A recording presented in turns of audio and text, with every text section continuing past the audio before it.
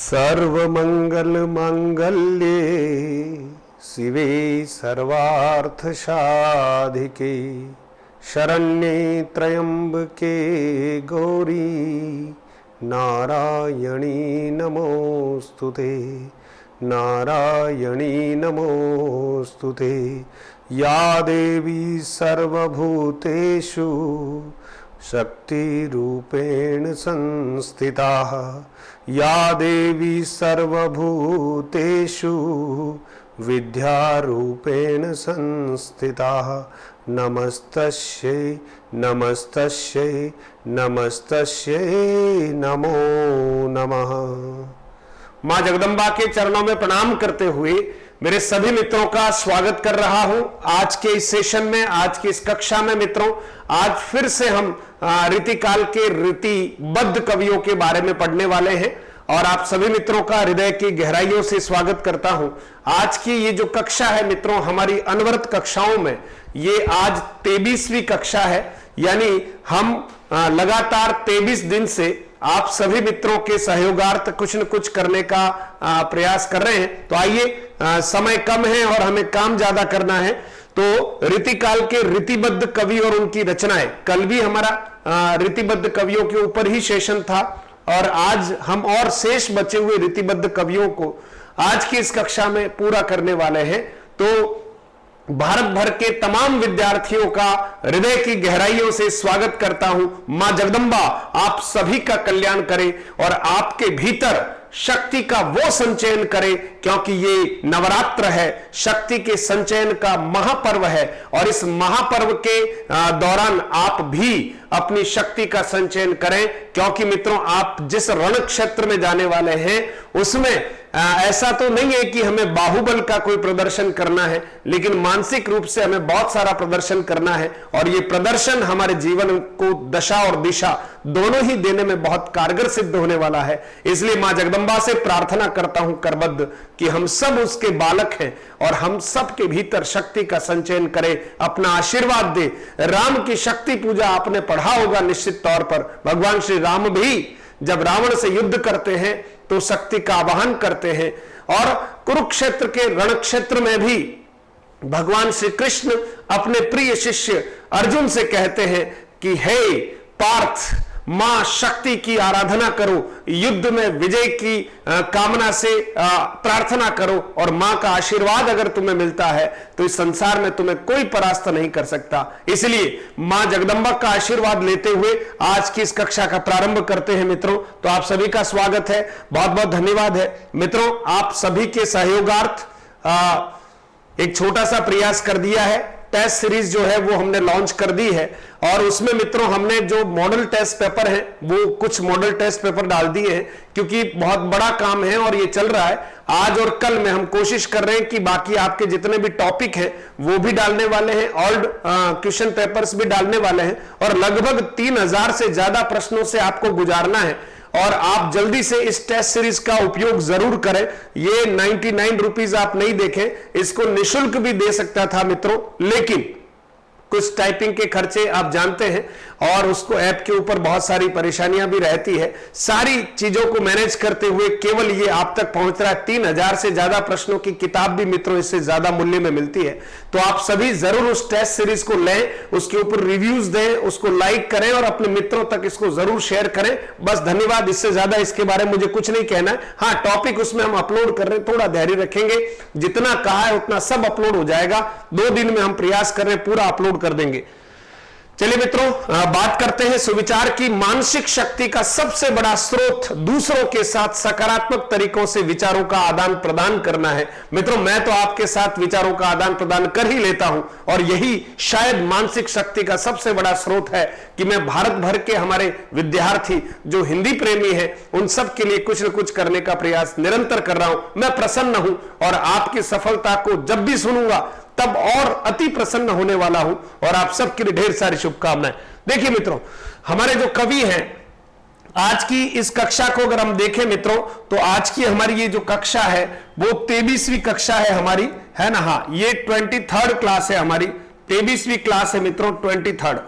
ठीक है, तो आप देखेंगे चिंतामणि त्रिपाठी से हम शुरुआत करने वाले हैं। चिंतामणि त्रिपाठी रीतिकाल के प्रमुख कवि और रचनाओं में आज हम पढ़ने वाले हैं चिंतामणि त्रिपाठी। स्लाइड पहले से बनी हुई है, इसलिए क्षमा चाहूंगा क्योंकि अब इसमें मैं कोई बदलाव नहीं कर सकता। थोड़ा सा आपको सहयोग करना है और टेलीग्राम चैनल पर ये यूं की यूं आपको पूरी पीडीएफ मिलेगी, इसलिए आप आराम से थोड़ा कॉपरेट करते हुए पढ़ें। चिंतामणि त्रिपाठी मित्रों 1600 से 1680-85 के मध्य आपका पूरा समय रहा है। निश्चित तौर पर नहीं पूछा जाएगा, ध्यान रखना है ना। ये समय के बारे में ज्यादा कोई, क्योंकि ऑथेंटिक नहीं होते हैं ये सब, कहीं न कहीं थोड़ा सा मतांतर वाले होते हैं, लेकिन एक टेंटेटिव आप ध्यान रखिएगा 1600 से 1685 के मध्य का जो समय है वो चिंतामणि त्रिपाठी का है। आचार्य शुक्ल ने 1609 ईस्वी में जन्म माना है चिंतामणि त्रिपाठी का, और डॉक्टर नगेंद्र जो है वो 1600 ईस्वी इनका जन्म मानते हैं, और मृत्यु का समय 1680 से 85 के मध्य में चिंतामणि त्रिपाठी की जो है मृत्यु होती है, और ये साहित्य में चिंतामणि के नाम से जाने जाते हैं। जन्म स्थान मित्रों तिकवापुर है जो कानपुर के नजदीक है, और इनके भाई जो अनुज है, ध्यान रखना, वो है मतीराम, भूषण और जटाशंकर। ये चिंतामणि त्रिपाठी के अनुज भ्राता है मतीराम, भूषण और जटाशंकर, और सभी रीतिकाल के कवि हैं। मित्रों रचनाओं के बारे में अगर बात करते हैं सीधे सीधे तो आपकी 9 रचनाएं हैं। कितनी रचनाएं हैं मित्रों? आपकी 9 रचनाएं हैं, 9 प्रमुख रचनाएं हैं। वो कौन कौन सी ध्यान रखिएगा। सबसे प्रमुख रचना है कवि कुल कल्पतरु, ध्यान रखिएगा 1650 महत्वपूर्ण है। कवि कुल कल्पतरु किसकी रचना है? तो चिंतामणि त्रिपाठी की रचना, और चिंतामणि त्रिपाठी की सबसे प्रसिद्ध रचना यही है।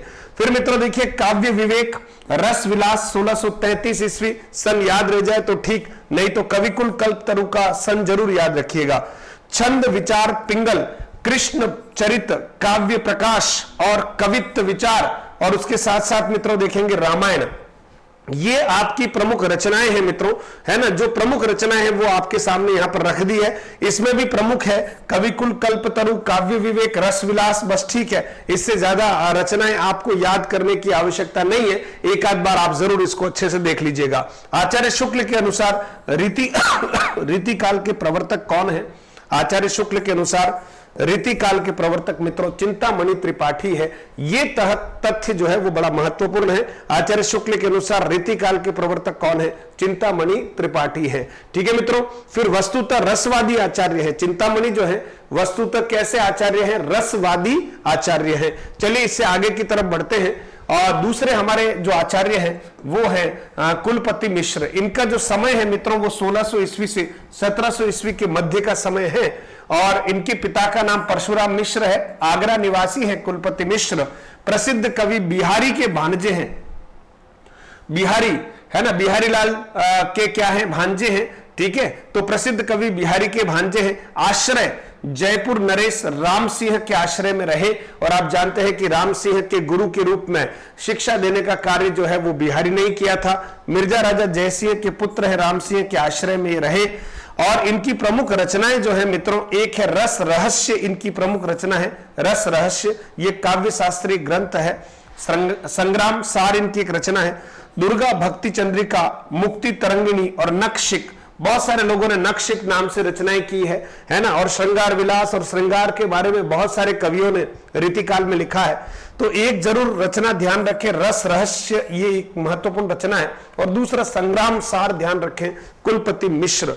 भाषा इनकी ब्रज है, और मत पुष्टि हेतु ब्रज भाषा गद्य का सहारा लिया है ना। कोई भी मत की पुष्टि करनी हो तो ब्रज भाषा के गद्य का सहारा लिया है, ब्रज भाषा के। और इनके काव्य की भाषा जो है वो क्या रही? ब्रज रही। रीतिकालीन जितने भी कवि हैं उनकी भाषा मुख्य रूप से कौन सी रही? ब्रज भाषा ही रही। चलिए मित्रों आगे बढ़ते हैं। मतीराम, ठीक है, मतीराम चिंतामणि त्रिपाठी के ही अनुज हैं। 1604 ईस्वी से 1693 ईस्वी इनका जो है जन्म है। पूरा समय सीमा है 1604 ईस्वी में इनका जन्म है। बनपुर फतेहपुर उत्तर प्रदेश में आपका जन्म है। देखिए मित्रों ये जो है ये हमें ध्यान रखना है। मतीराम, बार बार कह रहा हूं, भूषण और जटाशंकर, ये तीनों भाई हैं किसके? चिंतामणि त्रिपाठी के। ठीक है मित्रों। चलिए, तो मृत्यु जो है 1693 ईस्वी में, विक्रम संवत 1750 मान लीजिए उसको। ठीक है, रत्नाकर त्रिपाठी आपके पिता का नाम है। जन्म वही है तिकवापुर। ठीक है, आचार्य शुक्ल के अनुसार। ध्यान रखना ये आचार्य शुक्ल के अनुसार 2 इसलिए लिखे गए हैं कि वो कुछ और मान्यता है। ये एक मान्यता और है कि इनका जन्म जो है तिक्वापुर आचार्य शुक्ल के अनुसार है, और ये तिक्वापुर ही ठीक है क्योंकि चिंतामणि त्रिपाठी का भी हम तिक्वापुर ही मान रहे हैं, तो ये ज्यादा उपयुक्त है, ध्यान रखना। आश्रय जरूर कभी कभी पूछा जाता है। मतीराम जो है बूंदी नरेश भावसिंह हाड़ा के आश्रय में रहे, भोगनाथ के आश्रय में रहे, कुमायूं नरेश ज्ञानचंद के आश्रय में रहे, स्वरूप सिंह बुंदेला के आश्रय में रहे और जहांगीर के आश्रय में रहे। ये महत्वपूर्ण है मित्रों, यहां से प्रश्न जरूर आएगा कि मतीराम निम्नलिखित में से किस किस के आश्रय में रहे। रचनाएं देखिए मित्रों, एक है फूल मंजरी, मित्रों बहुत महत्वपूर्ण रचना है। 1619 ईस्वी में जहांगीर के आश्रय में रहते हुए फूल मंजरी की रचना की गई। दूसरा है रस राज, ध्यान रखें। तीसरा है ललित ललाम, ये एक महत्वपूर्ण रचना याद रखना है। और एक है मतीराम सतसई मित्रों, 1681 ईस्वी में भोगनाथ के आश्रय में, ललित ललाम भावसिंह हाड़ा के आश्रय में 1661 से 64 के मध्य में इस ग्रंथ की रचना की गई। अलंकार पंचाशिका जो है ज्ञानचंद के आश्रय में, और वृत्त कौमुदी मित्रों 1701 में स्वरूप सिंह बुंदेला के आश्रय में रहकर वृत्त कौमुदी की रचना की गई। और श्रृंगार रस को सर्वश्रेष्ठ माना है इन्होंने, मतीराम ने श्रृंगार रस को क्या माना है मित्रों, सर्वश्रेष्ठ माना है, ये ध्यान रखना। फूल मंजरी, ललित ललाम, अलंकार पंचाशिका, वृत्त कौमुदी, ये बहुत महत्वपूर्ण है, और मतीराम सतसई। चलिए अगले हमारे कवि हैं भिखारी दास। बहुत संक्षिप्त में परीक्षा उपयोगी बातें ही आपके सामने रख रहा हूं, मैं कोई बहुत भारी बातें आपके सामने नहीं रखना चाहता। इनका रचना काल जो है 1725 से 1760 ईस्वी है। जन्म मृत्यु के बारे में ज्यादा कोई जो है तथ्य नहीं मिलते हैं, है ना। ट्योंगा नामक गांव में आपका जन्म हुआ, प्रतापगढ़ उत्तर प्रदेश में। कायस्थ कुल में आपका जन्म हुआ है, ठीक है, किसका, भिखारी दास जी का। प्रमुख रचनाएं है रस सारांश, ध्यान रखना, ठीक है। फिर दूसरा है छंदार्णव पिंगल, काव्य निर्णय, श्रृंगार निर्णय, शब्द नामकोश, विष्णु पुराण भाष्य और शतरंज शतीका, ये कुछ प्रमुख रचनाएं आपकी। आश्रय है प्रतापगढ़ के अधिपति पृथ्वी सिंह के भाई हिंदूपति सिंह के आश्रय में रहते थे। प्रतापगढ़ के जो शासक हैं पृथ्वी सिंह के भाई हैं, कौन, हिंदूपति सिंह, उनके आश्रय में ये रहते थे मित्रों। और रस सारांश, काव्य निर्णय और छंदार्णव पिंगल, ये इनकी महत्वपूर्ण रचनाएं हैं। और इन्हीं के आश्रय में रहते हुए रस सारांश, काव्य निर्णय और छंदार्णव पिंगल नामक रचना की गई हिंदूपति सिंह के आश्रय में रहते हुए। और रीति काल के अंतिम आचार्य माने जाते हैं, रीति काल के अंतिम आचार्य माने जाते हैं, ये भी एक महत्वपूर्ण तथ्य है भिखारी दास जी के बारे में। चलिए मित्रों आगे बढ़ते हैं, और आप सभी पूर्ण मनोयोग के साथ तैयारी करें।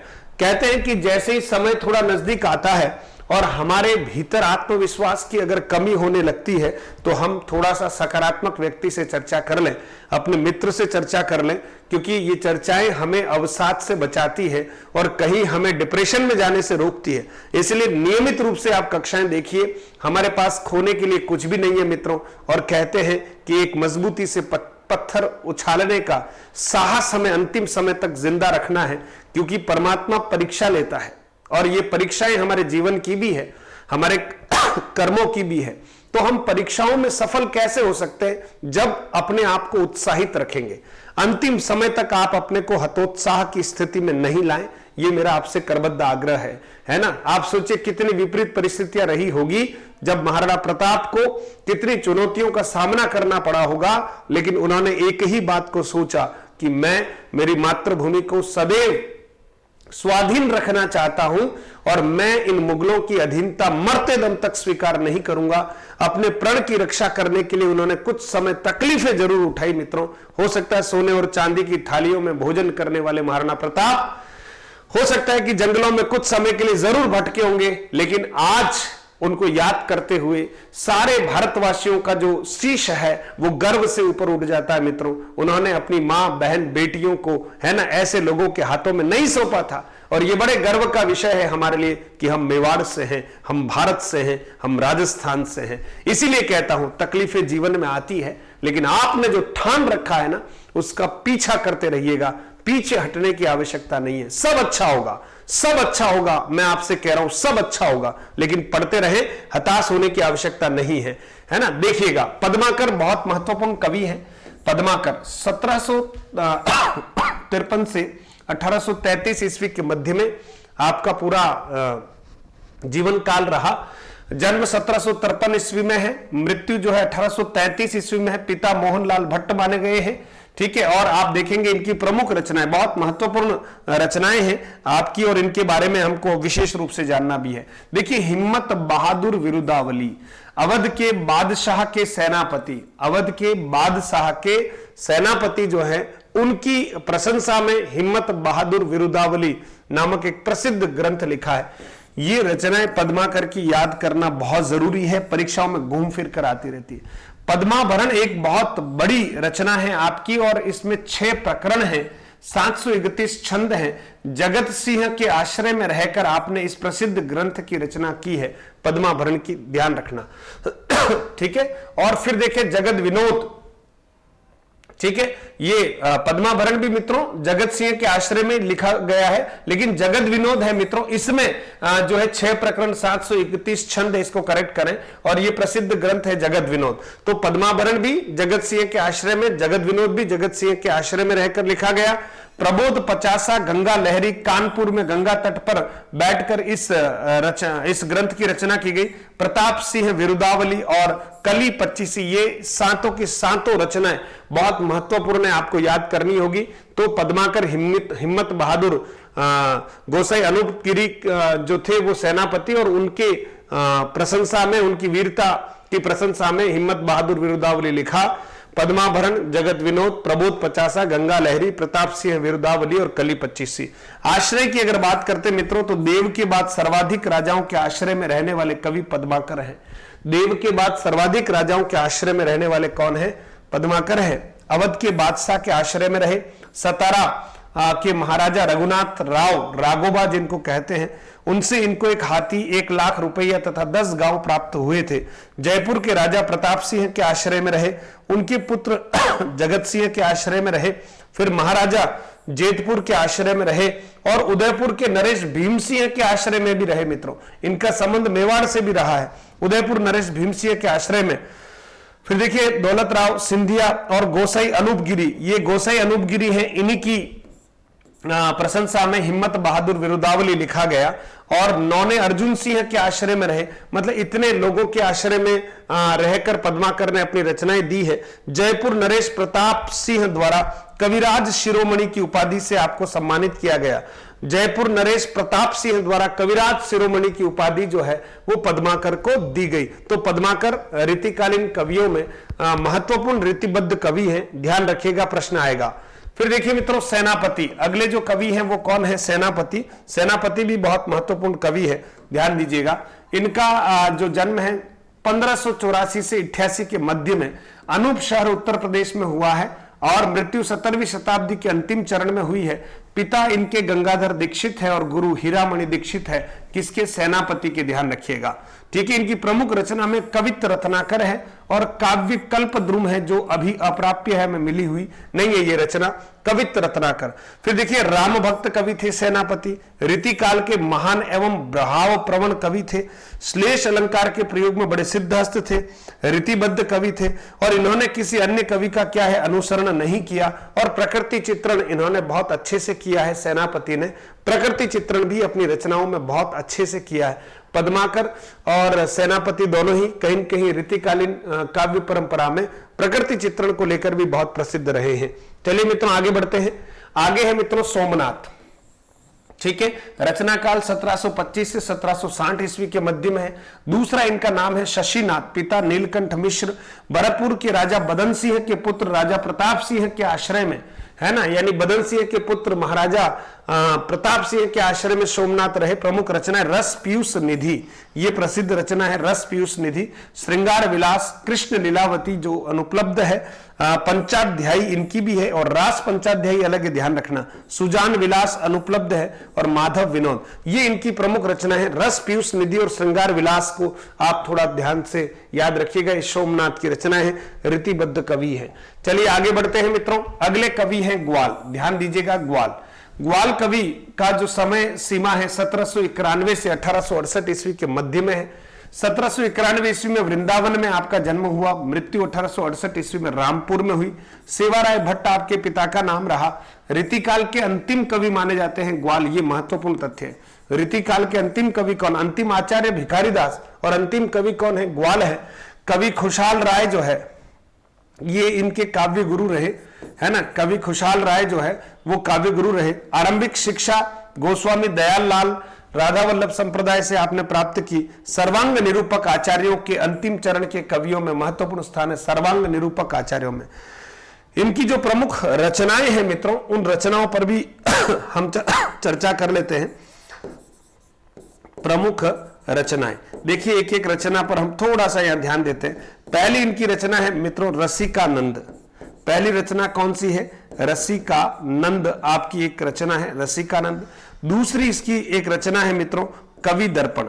दूसरी रचना कौन सी है, कवि दर्पण जो है इनकी दूसरी रचना है कवि दर्पण। ठीक है, आपको इसमें अगर सही नहीं दिख रहा हो तो मैं वापस से लिख लेता हूं। तीसरी रचना है मित्रों बलवीर विनोद, ये इनकी तीसरी रचना है बलवीर विनोद। चौथी रचना है मित्रों इनकी साहित्यानंद, है ना, साहित्यानंद। जो ध्यान में रह जाए थोड़ा ध्यान में रखना है ना, लेकिन रचनाएं बहुत सारी है तो ज्यादा दुखी नहीं होना है। प्रस्तार प्रकाश एक रचना है आपकी, प्रस्तार प्रकाश। फिर मित्रों अगली रचना है नेह निर्वाह, नेह निर्वाह। फिर मित्रों साथ है हमीर हट, ये एक थोड़ी प्रसिद्ध रचना है, आप याद रखिएगा परीक्षा में आने जैसी है, हमीर हट।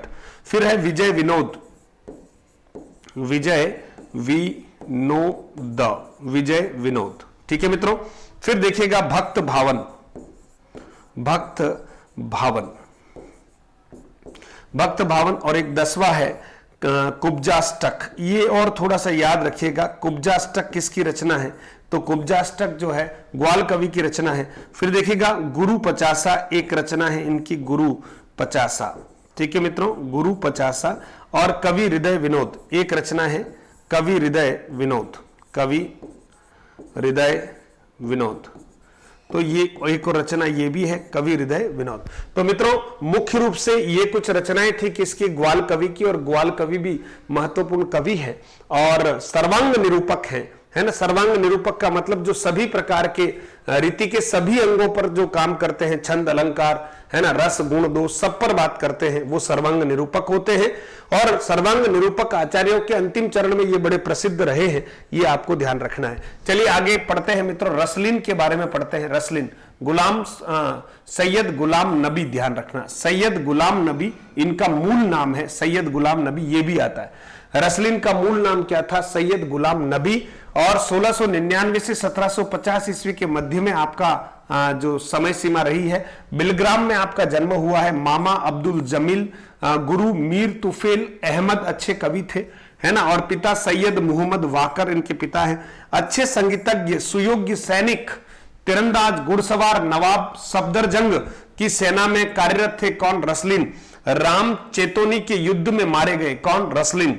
ठीक है। प्रमुख ग्रंथ कौन कौन से हैं देखिएगा, अंग दर्पण एक प्रमुख ग्रंथ है, रस प्रबोध एक प्रमुख ग्रंथ है, दोनों रीति ग्रंथ दोहा छंद में। अंग दर्पण और रस प्रबोध दोनों ही रीति ग्रंथ हैं और ये दोनों ही दोहा छंद में है।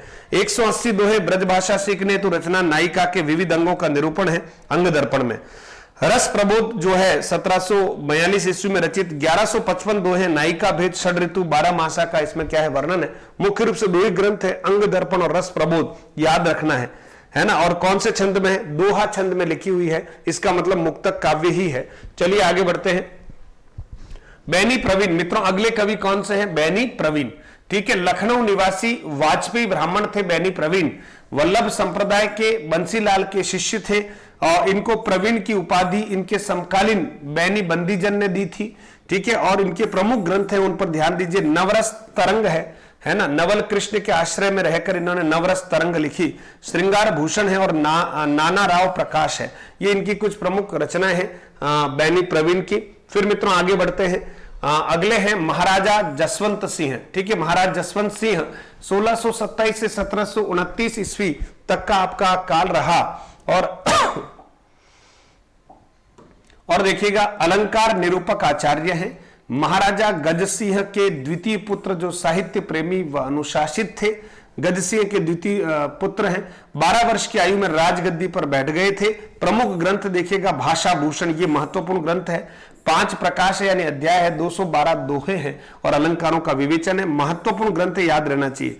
अपरोक्ष सिद्धांत, अनुभव प्रकाश, आनंद विलास, सिद्धांत बोध और सिद्धांत सार। भाषा भूषण किसकी रचना है, परीक्षा में आएगा, और महाराजा जसवंत सिंह की रचना है। और ये जो है रीति निरूपक आचार्य हैं, बहुत अच्छा इन्होंने रीति ग्रंथों का प्रणयन किया है, जिसमें भाषा भूषण प्रमुख ग्रंथ है। चलिए मित्रों आगे बढ़ते हैं। मारवाड़ के राजा थे। फिर देखिए रीतिकाल के बड़े नीति कवि कौन है। रीतिकाल के बड़े नीति कवि जो है वो वृंद है। वृंद बहुमुखी प्रतिभा के धनी कवि रहे हैं। 1643 से 1723 ईस्वी के मध्य में आपका समय रहा है। जन्म 1643 ईस्वी मेड़ता नागौर में है ना, जन्म जो है 1643 ईस्वी मेड़ता नागौर में। पूर्वज बीकानेर शाक द्वीपी ब्राह्मण है, ठीक है। 10 वर्ष की अवस्था में काशी, फिर देखिए तारा पंडित के पास रहकर विद्या अध्ययन किया। और जोधपुर नरेश महाराजा जसवंत सिंह जोधपुर ने भूमि प्रदान की। ध्यान रखना किसको, वृंद को। जोधपुर नरेश महाराजा जसवंत सिंह ने भूमि प्रदान की वृंद को, और तारा पंडित के पास रहकर इन्होंने विद्या अध्ययन किया। औरंगजेब ने एक समस्या दी जिसकी पूर्ति वृंद ने तत्काल कर दी, है ना। इन्हें अपना दरबारी कवि बनाया। इनकी प्रतिभा से प्रसन्न होकर इनको दरबारी कवि बनाया। बाद में औरंगजेब ने अपने पुत्र शहजादा मुअज्जम व पौत्र अजी मुस्सम, ये अजी मुस्सम है, ध्यान रखना, अजी मुस्सम का शिक्षक जो है वो नियुक्त किया। किसको, वृंद को, है ना। तो वृंद अपने आप में बहुमुखी प्रतिभा के धनी थे। 1707 ईस्वी में किशनगढ़ के महाराजा राजसिंह ने इन्हें मांग लिया। किनसे, औरंगजेब से, वह किशनगढ़ में इनको लाकर बसाया। तो वृंद अपने आप में बड़े चहेते कवि रहे हैं और प्रतिभा के धनी रहे हैं, और रीतिकाल के बड़े नीति कवि हैं। और वृंद सत्सई इनकी एक प्रमुख रचना है जो हम देखेंगे। भक्ति, नीति, वार्ता व श्रृंगार से संबंधित जो है इनकी रचनाएं रही है। 12 मासा, भाव पंचाशिका, नयन 25, पवन 25, श्रृंगार शिक्षा और यमक सत्सई, जिसको वृंद सत्सई इसलिए कह रहा हूं क्योंकि वृंद के द्वारा लिखी हुई है।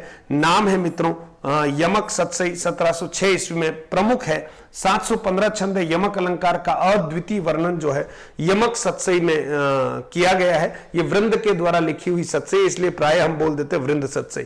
ठीक है मित्रों, चलिए आगे बढ़ते हैं और आगे देखेंगे रस निधि। देखिए रस निधि पूरा ना, एक रसलीन है अभी देखा हमने, सैयद गुलाम नबी, है ना, और एक है रस निधि। रस निधि मूल नाम है पृथ्वी सिंह, रचना काल 1603 से 1660 ईस्वी।